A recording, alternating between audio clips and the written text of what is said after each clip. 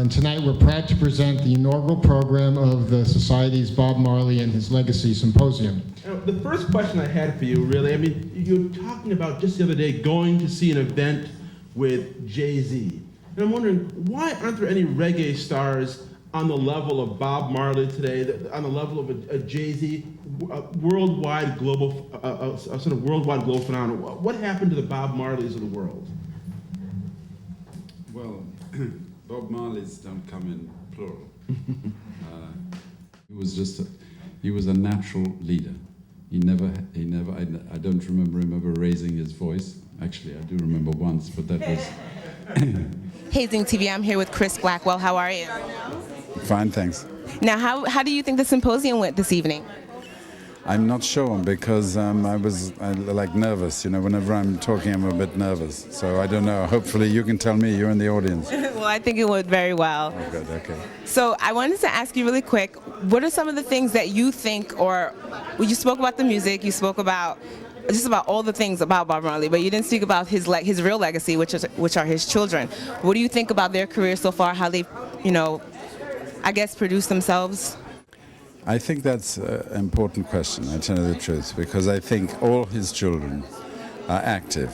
All of them are active. All of them are working. None of them are just layabouts doing nothing. And I think that's, I think that's a very important fact.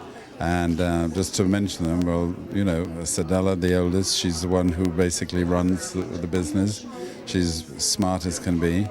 There's Ziggy, who's got himself a really good career, solid career, well-loved, very popular everywhere.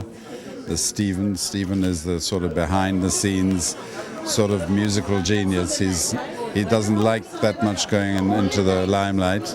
And then there's Rohan, who is always chasing up different business opportunities. He's active. He never stops work. He's like a dynamo.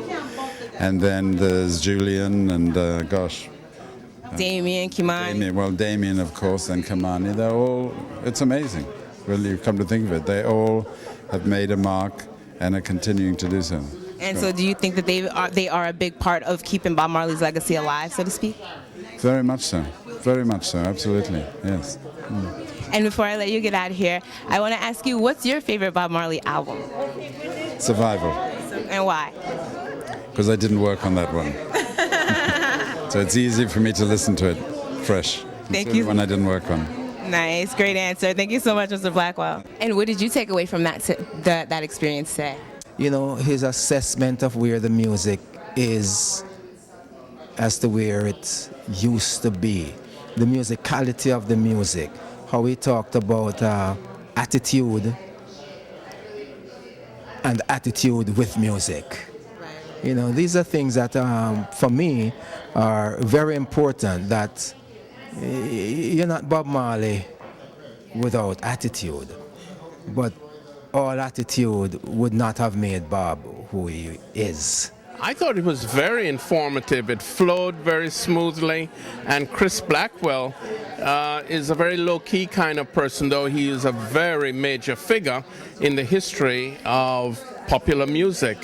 And his relationship to Bob Marley, he spoke feelingly, as if he knew what he was talking about. Intimately, like you said. Yeah, intimately. Right. Do you have an intimate story that you can share with us and his fans out there? Too many. It doesn't have to be 20 minutes long. Well, many people feel that Bob was all about just smoking all the time and getting high because of the projection. But he was a very disciplined musician. And in England, we cut the track for Lord, I gotta keep on moving. And it was me on keyboards, the guy who played keyboard for Jimmy Cliff on the second keyboard, and Richard Daly, the bass player from Third World. This one. It's been produced by Lee Perry, Scratch Perry, in the Island Records Studios in London. And it was 2 songs, that and Punky Reggae Party. And it took like 9 hours, for everything. And Bob, I don't even remember him going for lunch. He was that dedicated. I'd like to hear a little bit more about how he thought and how he became realistic in projecting what I can't give you a good answer because I honestly didn't know him well enough to answer that question. I worked with him in the studio, but I was never with him. I never hung out with him. I was never with him when he was writing songs. I didn't know him that well.